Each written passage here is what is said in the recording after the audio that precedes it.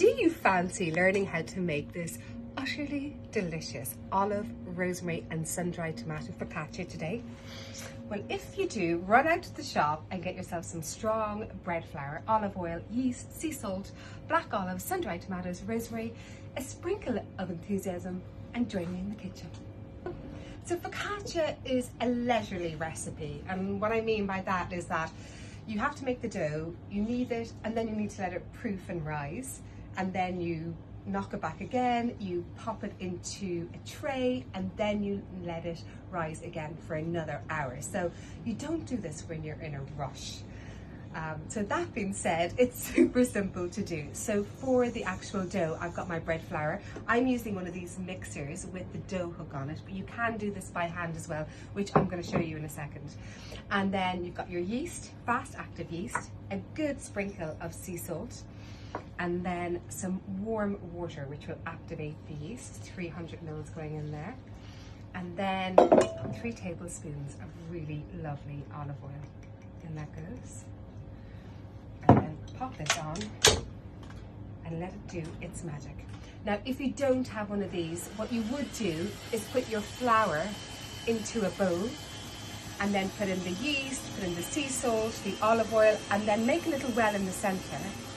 Pour the warm water in, and then using a fork or a spoon, bring it all together. When the dough comes together, then we'll knead it for 5 minutes. And if you haven't kneaded before, I'm going to show you how to knead once this is done.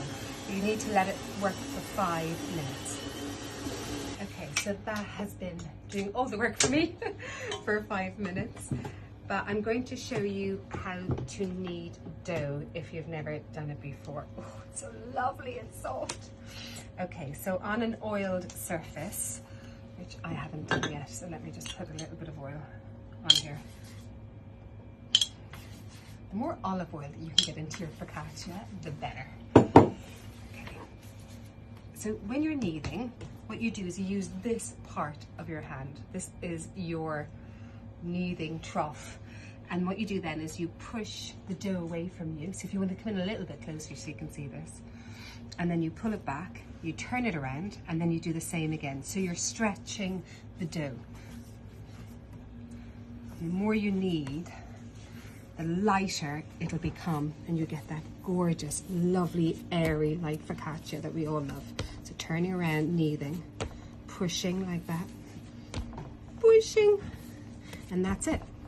But you need to do that for 5 minutes if you don't have one of those. And then what you do is you get a bowl, a nice big bowl, because it's going to double in size. Well, hopefully it will. And then you oil it with some lovely olive oil, the whole bowl.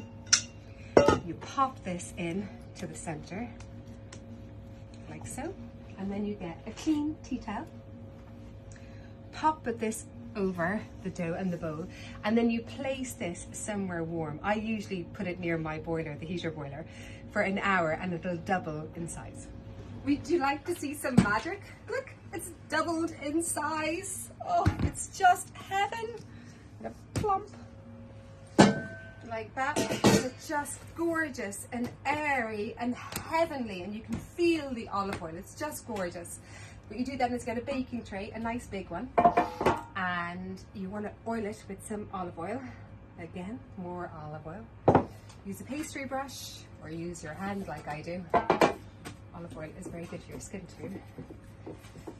So plenty of olive oil in here.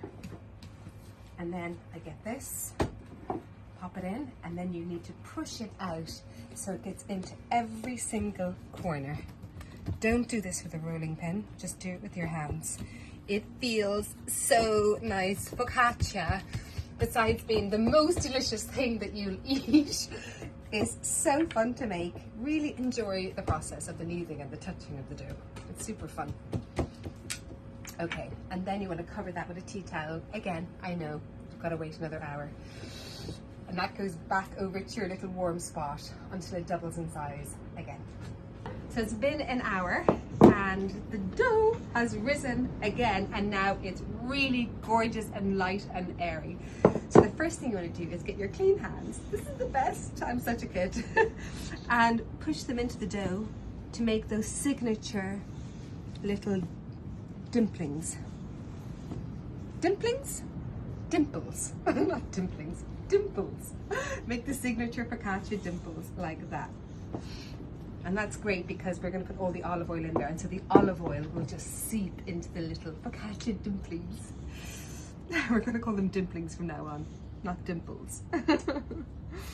So all the lots of gorgeous olive oil in there, sea salt into the dimples, followed by the black olives that I've sliced up. You could leave them whole if you want to, if you like that really big, you know, taste of an olive, but I've sliced all mine up. Sprinkle them all around like that. And then next are the sun-dried tomatoes. You could use sun-blushed, which are actually my favorite, but I couldn't get my hands on them, so I've used sun-dried instead. And then just disperse them all the way around. I've chopped those up as well in half. I quite like a kind of that lovely Moorish taste of the sun-dried tomatoes, so I've left them a little bit bigger. And then last but not least, my favorite herb in the world, rosemary. Okay, so just pull off all the leaves like this. We want this Moorish, we don't want these chopped up finely, and just sprinkle all the rosemary leaves over like that. Maybe one more, because it's so beautiful. Oh, that's so beautiful. I've preheated my oven to 200 degrees Celsius, and I'm going to pop this in for 20 minutes, and then we're going to have the most delicious fresh focaccia. So the focaccia has baked, and I've let it cool a little bit because it was quite hot. How good does that look? It smells so amazing. And I'm just going to cut into it. I'm going to do a nice little wedge.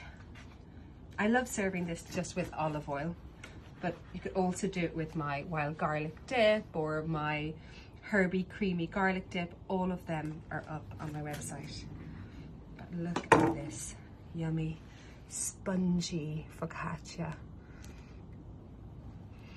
The smells of the olive oil and the rosemary and the olives and the sun-dried tomatoes are so good.